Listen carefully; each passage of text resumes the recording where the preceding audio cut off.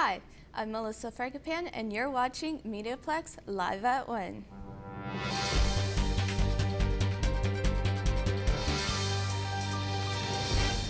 The art scene is alive and well in downtown Windsor, thanks in part to artists like Brianna Benor.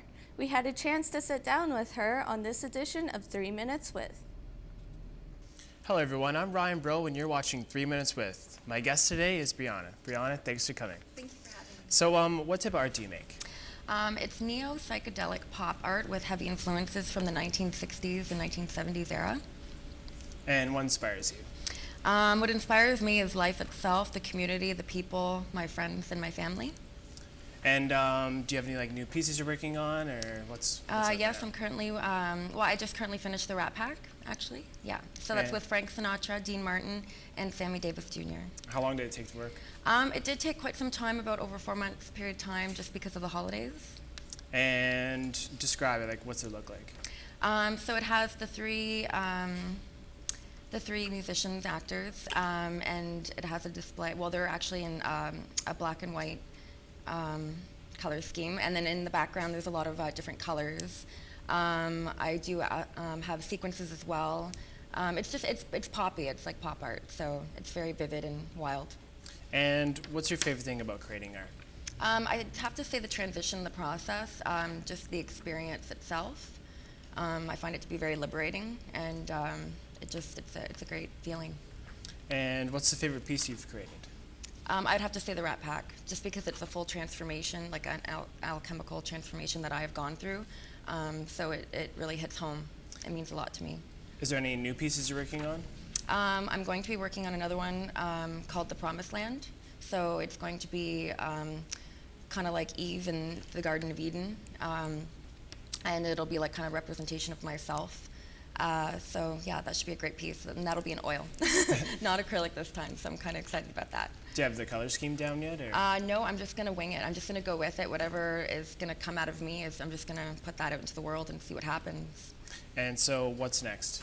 I have a solo exhibition coming up this Friday at Milk Coffee Bar from 7 p.m. till 2 a.m., so I'm really excited about that. There'll be musical performances from Soul Brothers Steph, so I'm really excited about that. Cool. And thank you for coming. Thank you. I'm Ryan Bro, and that's been 3 Minutes With.